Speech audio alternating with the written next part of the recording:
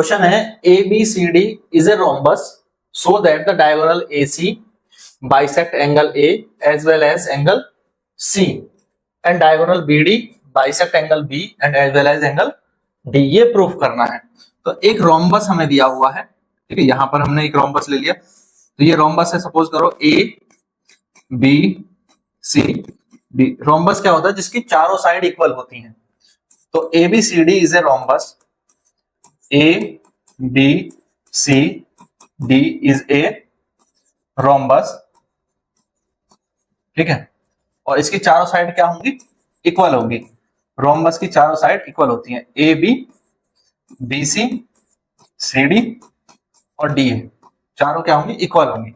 इसके दो डायगोनल हैं, AC और BD, और जो AC डायगोनल है वो एंगल A को भी बाइसेक्ट करता है और एंगल C को भी बाइसेक्ट करता है, ये प्रूफ करना है। और इसी तरह से फिर BD एंगल B और D को बाइसेक्ट करता है, ये प्रूफ करना है।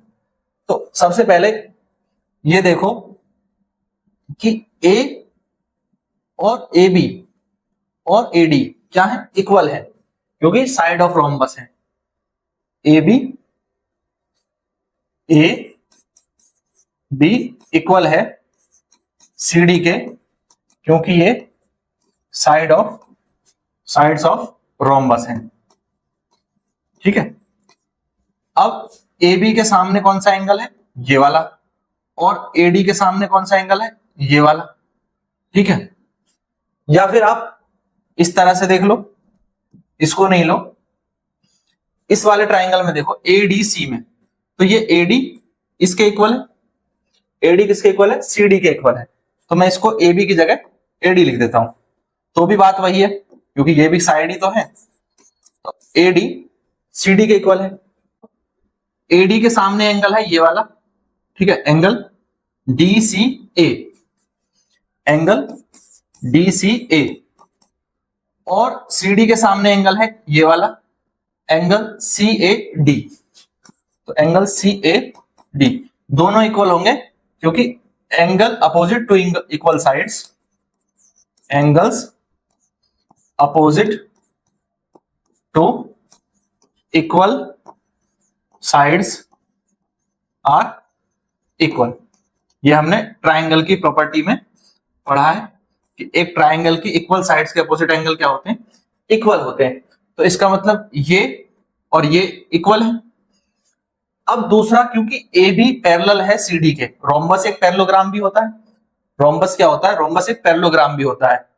अब because AB is parallel to CD और यहां पर AC क्या हो गया? फिर इसका ट्रांसवर्सल हो गया, तो ये एंगल इस एंगल के इक्वल हो जाएगा, अल्टरनेट इंटीरियर एंगल है। तो एंगल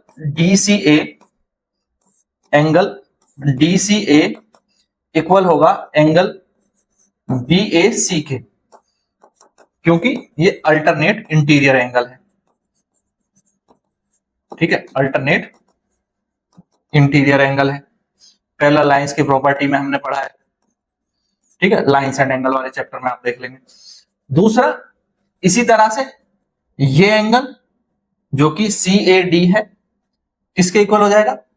CAD इस एंगल के इक्वल हो जाएगा, ACB के इक्वल हो जाएगा। तो एंगल CAD इक्वल हो जाएगा एंगल ACB के, और ये भी क्या है? अल्टरनेट इंटीरियर एंगल्स हैं। अब एक चीज ध्यान से देखो कि ये वाला एंगल इस एंगल के इक्वल है और ये एंगल इस एंगल के ऑलरेडी इक्वल था, हमने यहां पर लिखा है, देखो ये वाला, ठीक है। DCA इसके भी इक्वल है और DCA उसके भी इक्वल है। तो इसका मतलब ये दोनों एंगल आपस में इक्वल हुए, ये दोनों, और दोनों आपस में इक्वल हुए, तो C को कौन बाइसेक्ट कर रहा है? AC C को बाइसेक्ट कर रहा है, AC C को बाइसेक्ट कर रहा है, और ये इसके इक्वल है, तो फिर ये दोनों एंगल भी आपस में इक्वल हुए, तो AC A को भी बाइसेक्ट कर रहा है।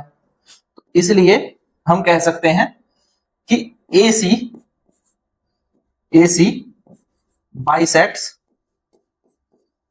Angle A and angle C, hence proved। अब आधा पार्ट मैंने इसका प्रूव कर दिया,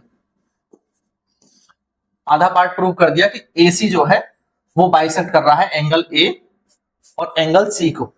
सिमिलरली BD के लिए आप इसको प्रूफ करेंगे जब इस डायगोनल को लेते हुए आप कोई एक ट्राइंगल लेंगे, ये वाला ट्राइंगल या ऊपर वाला ट्राइंगल, उसके लिए ये सारी प्रॉपर्टी अप्लाई करेंगे सेम तरीके से, तो आप प्रूफ कर देंगे। ठीक है, मैं यहां लिख देता हूं, आप इसको खुद से करके देखना। Similarly BD bisects angle B and angle D, तो वो भी प्रूव हो जाएगा, ये आप खुद प्रूव करके देख लेंगे। सेम इसी तरह से होना है। ठीक है, कर लेंगे?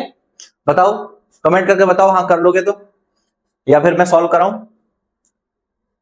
ठीक है, अच्छा कर लेंगे, चलो ठीक है। तो वीडियो पसंद आया है तो वीडियो को लाइक जरूर करेंगे, शेयर करेंगे अपने सभी दोस्तों के साथ, और चैनल को सब्सक्राइब करना ना भूलें। इसी तरह के और वीडियोस देखने के लिए प्लेलिस्ट में जाएं। Thank you, thanks for watching.